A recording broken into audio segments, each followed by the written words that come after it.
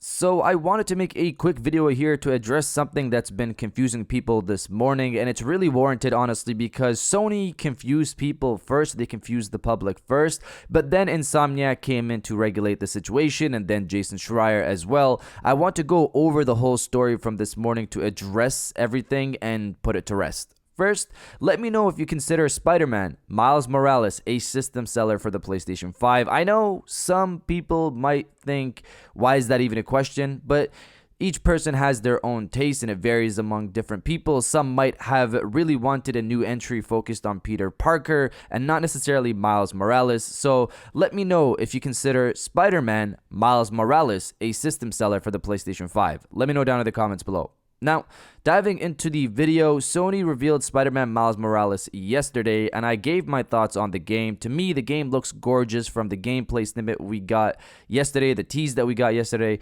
and I can't wait for more to come. But yesterday, people were wondering if this game was a sequel or a spin-off or a full game or a small game. It was a lot of different things varying around the internet. To me, I saw it as possibly a bridge between Spider-Man 1 on PS4 and whenever Spider-Man 2 comes out on the PlayStation 5. Something that would lay the groundwork for Miles becoming this Spider-Man that was teased in the first game, and that could very well be the case. But diving into what happened afterwards, the story goes that a VP at Sony basically said the game is an expansion of the first game with enhancements included, taking advantage of the PlayStation 5. Reading from IGN, Marvel's Spider-Man Miles Morales was taken by many to be a full sequel to Insomniac's first Spider-Man game, but it is in fact an expansion and an enhancement to the previous game. Speaking to The Telegraph, inspired by VGC, Sony's VP head of European business, Simon Rudder, explained,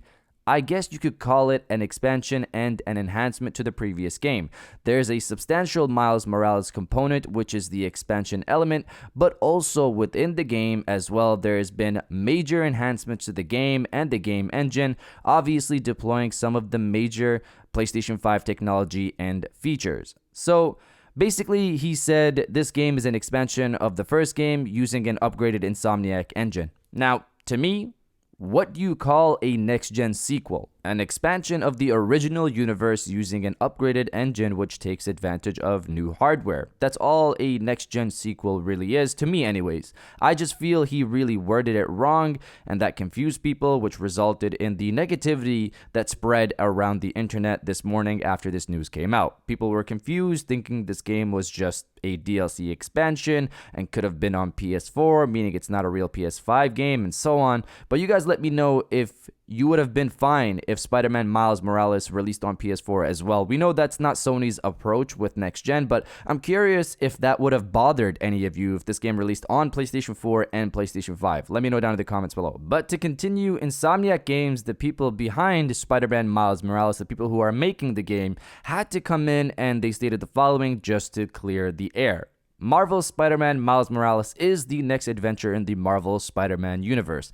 We will reveal more about this standalone game at a future date.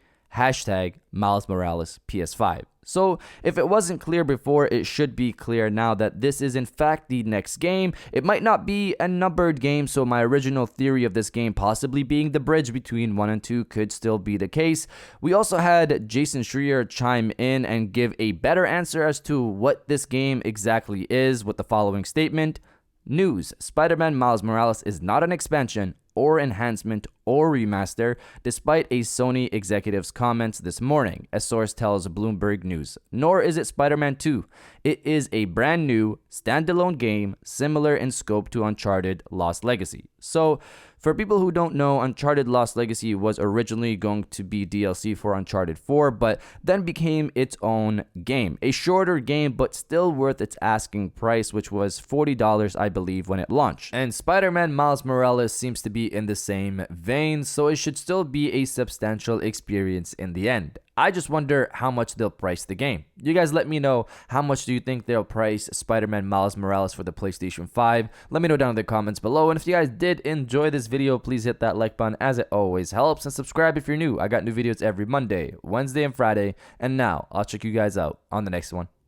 And welcome back to the after show. This is the part of the video where we have a little fun down in the comments below. If you're old, welcome back. If you're new, welcome. For today's thing, what I want you guys to do is to body, obliterate, destroy, and overall harass the comment section with ready for the return of Miles. I'm excited for the return of Miles.